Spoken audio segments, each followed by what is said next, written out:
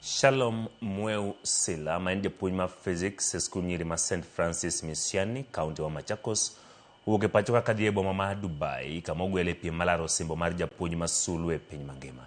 Shalom oten kod apisas mag migawo ma somo, familia mare, osiepe kod jopuonj mamoko kanyakla kod jopuonjre kane ochom paw ndege ma JKA motelo ne fuyo kodhi Dubai.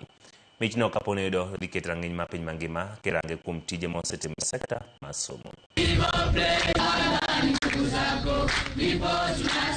very grateful to play a small part. We are so proud of him for his achievements, and we're just here to see him off and wish him all the best as he travels to the global. This is not a mean achievement, and as a family we are so proud and we wish him well. Thank you. I'm grateful to God for this great day.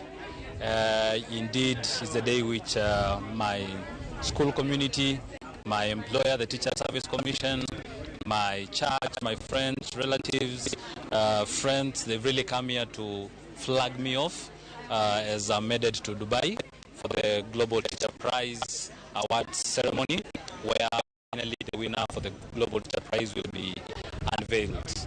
Indeed, it is a great occasion for us and a great achievement for St. Francis Misiani girls to have Mr. Shalom Sila competing at the Global Award.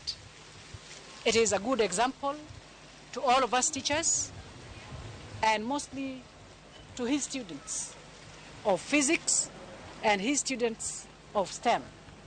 Let me hasten to add that he's a very strong STEM teacher and strong champion. The reason why Mr. Sila is here today.